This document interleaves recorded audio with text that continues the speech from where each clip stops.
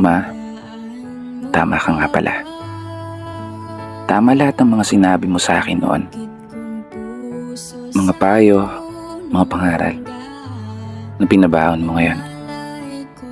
Na darating yung panahon na kailangan kong harapin yung mga pagsubok at hamon ng mag-isa, nang walang inaasahang tulong mula sa iba.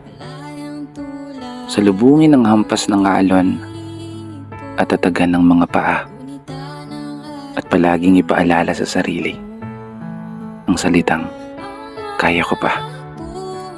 Oo, kaya ko to. Gaya ng palaging sinasambit mo. Simula nung nasa sinapupunan pa lamang hanggang ako'y karga mo. Pinapakain, nililiguan, pinapatulog gamit ang iyong tinig. Paborito kong himig habang mga mata mo'y nakatitig. Hanggang sa nagkaisip, mga kamay mo pa rin ang aking hilig. Hawakan sa tuwing takot ay sumisilip. Nakakaiyak naman to. Sa bawat umaga na boses mo ang gumigising, palaging nagpapaalala na malilate ka na naman, bata ka, ano ka na.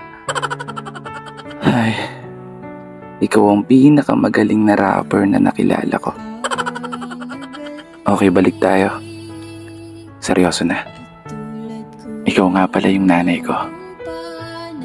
Isang ilaw ng tahanan na nagpaliwanag ng buhay ko.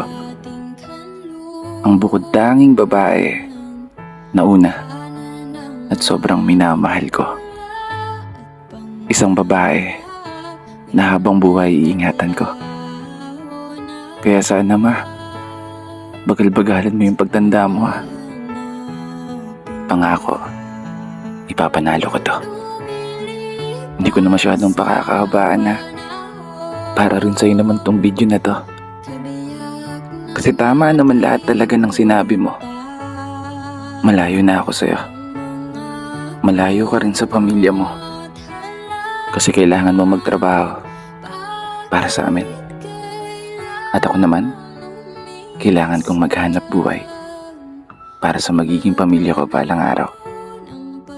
Kaya gagamitin ko na tong opportunity na to para iparamdam at ipakita sa'yo kung gaano kita kamahal.